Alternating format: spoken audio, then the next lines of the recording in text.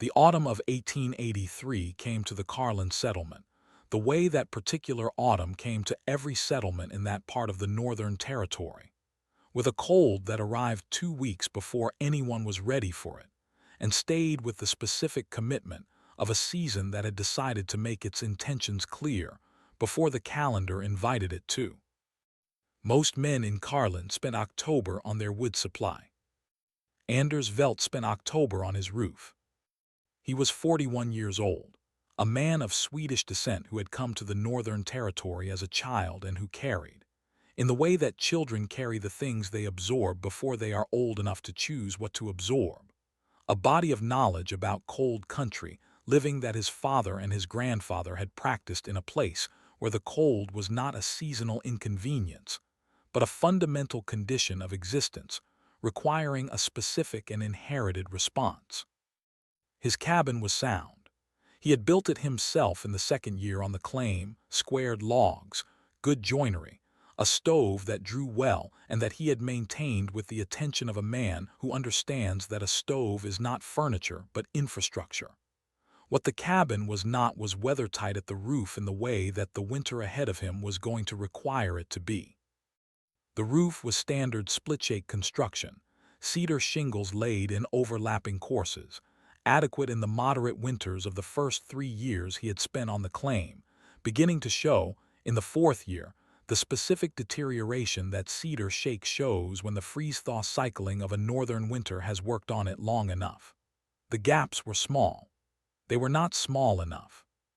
He had stuffed them with moss in the spring, and the moss had dried and compressed through the summer and was no longer the seal it had briefly been. He needed to reshingle. Replacement cedar was available from the mill 20 miles south at a price he had calculated and had found to be more than his autumn cash position would support without drawing against the reserves he kept for the seed purchase in April.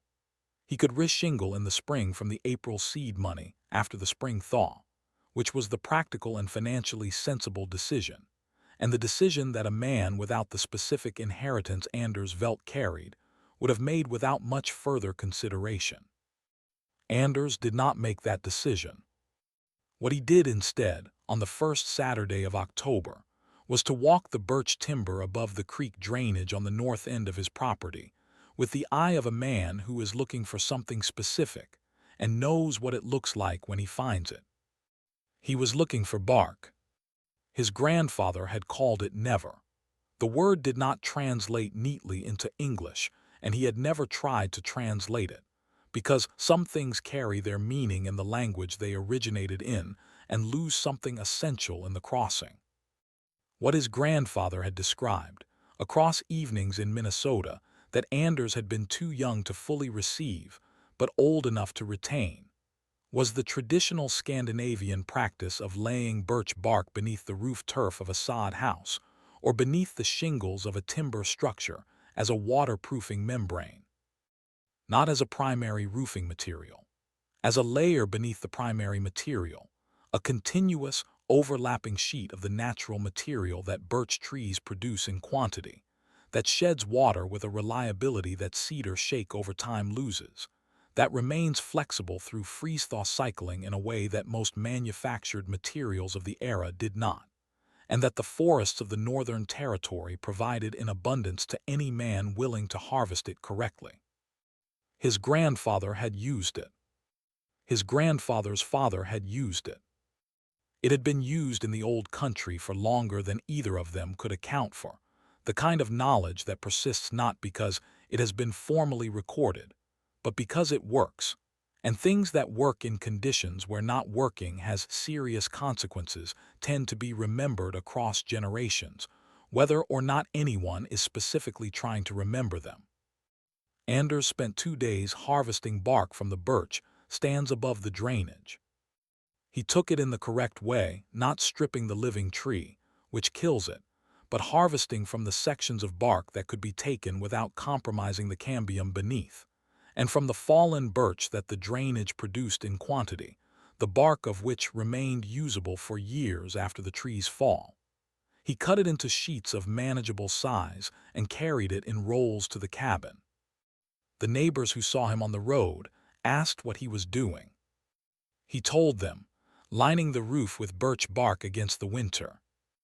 The responses he received were delivered with varying degrees of directness but consistent content. That birch bark was not a roofing material, that it would dry and crack and curl in the heat of a summer sun, that it would not hold under snow load, and that whatever had been done with it in the old country was unlikely to apply to present circumstances. He thanked them for the information and went back to harvesting bark. He had not yet had occasion to prove what he knew. But he knew this the way a man knows something carried across 3 generations, that the näver did not fail the people who used it correctly, and that the people saying it would fail had not used it, and were reasoning from what seemed logical rather than from what had been tested across centuries of northern winters. What he lacked was the winter. It was assembling itself in the clouds above the Carlin settlement at that very moment, with no interest whatsoever in the opinions of the men on the road below. He went up on the roof on the second Monday of October. The technique was not complicated. It required the bark, a good eye for overlap, and the patience to work correctly on a pitched surface in the particular conditions of an October morning in the Northern Territory, which is to say in cold that made the fingers less cooperative than the task required, and in a wind that came and went with the specific unhelpfulness of weather that is building toward something. He laid the bark in courses, working from the eave upward.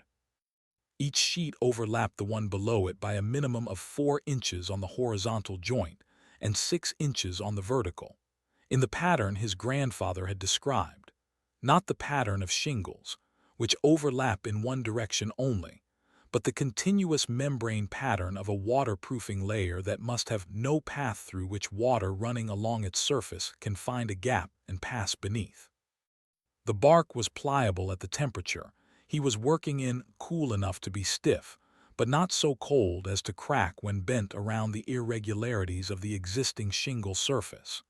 He had timed the harvest and the application for exactly this window, which was not luck, but the specific knowledge of a material that his grandfather had described, in terms that included its seasonal behavior, and the correct time to work with it. He nailed through the bark into the existing shingles with the cut nails he had purchased specifically for this purpose, using the largest head size available to minimize the likelihood of the nail head pulling through the bark under load. Over the bark he laid a new course of split cedar, not a full re-shingle, which would have required the budget he did not have, but the thinnest course of new material sufficient to protect the bark from direct UV exposure, which was the one condition under which birch bark did deteriorate over time. Protected from direct sun by even a thin layer of shingle above it, the bark would outlast the shingles themselves. This was what his grandfather had said. He had no data of his own to confirm it. He had the winters his grandfather had survived on a roof lined with näver, and his grandfather's father before him, and the forest above the creek drainage full of birch that had been providing exactly this material to the people who understood its properties, since longer ago than any of them had reason to track. He completed the application in 3 days. From the road below, the finished roof looked like a re-roofed cabin, the new cedar course visible, nothing unusual. What was not visible from the road was the continuous white membrane beneath it, sealed at every joint, running from eave to ridge in unbroken overlapping courses, shedding water by the same mechanism it had shed water on sod houses in Scandinavia for 1,000 years before Anders Veld was born. He came down from the roof on the 3rd evening and stood in the yard, and looked up at what he had built, and felt the specific satisfaction of a person who has done something correctly and knows it, even before the test has arrived to confirm it. His dog stood beside him, looking up at the same angle for reasons of its own. The first snow came 4 days later. The winter of 1883 to 1884 was not the worst winter the Northern Territory had seen. It was, however, consistent.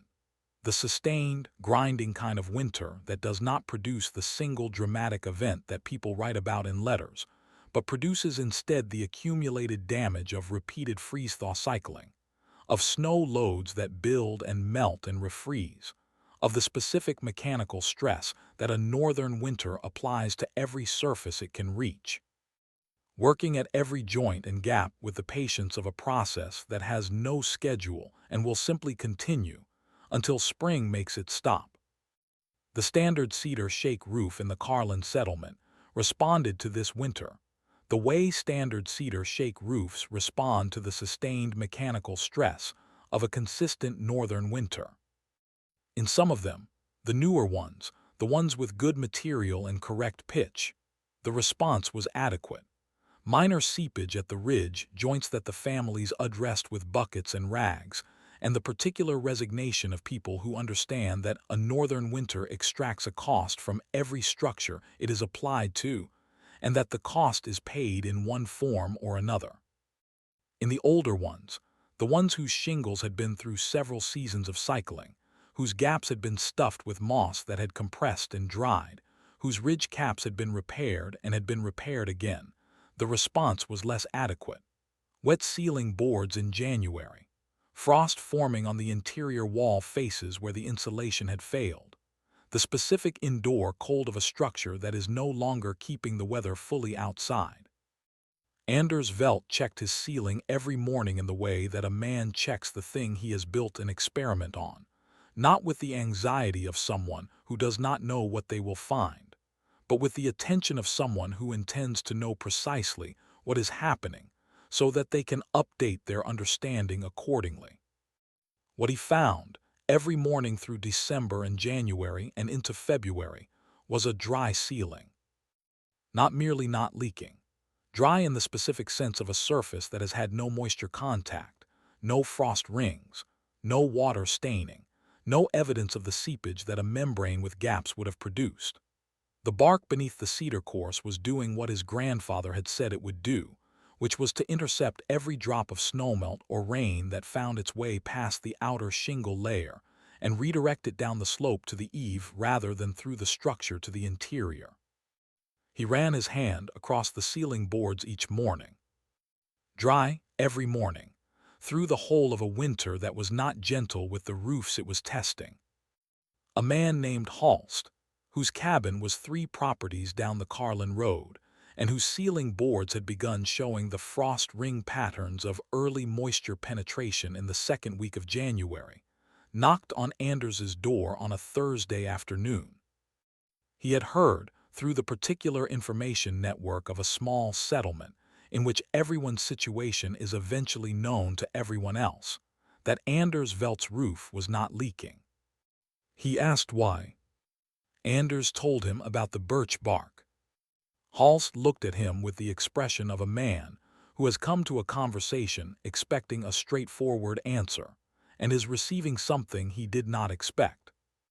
He asked where a person would learn a thing like that. Anders said, his grandfather, who had learned it from his father, who had learned it from the people of the place they came from, who had been using it since before anyone thought to write the method down. It had tasted, not to him literally, but in the accounting sense, like something that had been worth the 2 days in the birch timber and the 3 days on the roof. Word was still moving before Holst reached the end of the lane. He could feel it the way a person feels weather before the clouds arrive. By February, 4 men had asked him to explain the method in enough detail to attempt it themselves. He explained it each time with the patience of a person who understands that useful knowledge does not diminish by being shared. That a method taught to 4 neighbors is a method that now protects 4 more roofs in a settlement where the roofs had been losing their argument with the winter for longer than anyone had found the occasion to address. He showed them the overlap dimensions, the nail pattern, the importance of working from eave to ridge and not the reverse, which was the instinct of a man accustomed to laying shingles and which would produce a result that shed water incorrectly. He showed them how to harvest the bark without killing the trees and how to identify the fallen birch whose bark remained usable and how to assess whether the bark they had was at the correct flexibility for application. He showed them what his grandfather had shown him, translated into the specific timber and the specific conditions of the Carlin settlement in the Northern Territory rather than the sod houses of Scandinavia. The same principle, the same material, the same result. 3 of the 4 men applied the method to their roofs in the first March thaw, when the temperatures allowed work on pitched surfaces, and when the remaining winter was still sufficient to test what they built. All 3 reported dry ceilings for the remainder of the season. The 4th waited until the following autumn. His ceiling boards showed frost rings through March, and he did not repeat the wait. Word was still moving. What she lacked, what the method lacked, was the specific quality of anything that works without drama and without failure: attention. The knowledge that a forest full of birch had been providing to the people who understood it was easy to overlook when the alternative was a trip to the mill and a commercial product that required no inherited knowledge to apply. Anders understood this. He had spent his whole life understanding that the things most worth knowing were the things that required the patience to learn them from a person who already knew them, and that the population of people willing to provide that patience was smaller than the population of people who needed what it produced. His grandfather had been patient with him. He was patient with the neighbors.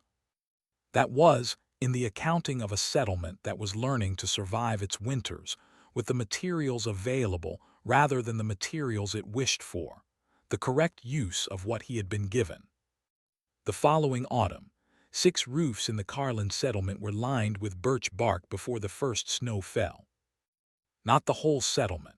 6 was not the whole settlement, but 6 was 6 more than the previous autumn, and 6 roofs that would go through the coming winter with a waterproofing membrane beneath their shingles that had been working in the forests above the creek drainage since before any of their owners had been born, requiring only the knowledge of what it was and how to use it to become what it had always been capable of being. Anders walked the birch timber above the drainage in September of the following year with a different quality of attention than he had walked it the year before. Not the attention of a man confirming that what he remembered was real. He had confirmed that through 12 months of dry ceiling boards and the accounts of 3 neighbors who had confirmed it on their own roofs. The attention of a man who is thinking about how much bark the following season's demand would require, and whether the stands above the drainage could sustain that harvest sustainably, and how far a person needed to walk to find the fallen birch whose bark was ready. He was thinking like a person whose knowledge has become a community resource. That was a different kind of thinking from the kind he had arrived at the Carlin settlement with, and it was a better kind, and it had come from the specific sequence of events that begins with a man on a roof in October pressing birch bark into place, while his neighbors expressed their opinions from the road below, and that ends with those same neighbors on their own roofs the following September, doing what works because someone showed them that it worked. His grandfather had called it näver. The Carlin settlement called it Veld's method. He did not correct them. The name did not matter. What mattered was that the roofs were dry and the knowledge was moving, and the birch timber above the drainage was producing exactly what it had always been capable of producing for the people who understood what they were looking at when they walked through it. He noticed most things. He had noticed, in the stories his grandfather told on Minnesota evenings, a specific piece of information about a specific material that most people in that room had received as family history, and he had received as practical instruction. He had noticed, in the deteriorating shake roof above his Carlin cabin, the application for that instruction. He had noticed, in the birch stands above the drainage, the material the instruction required. He had not been lucky. He had been paying attention to the right things for long enough that the right things had become available to him when he needed them. He was, for the first time in the 4 years since he had built the cabin and begun the slow process of learning what the Northern Territory required of the people who intended to live in it, exactly where he had meant to be. Not finished.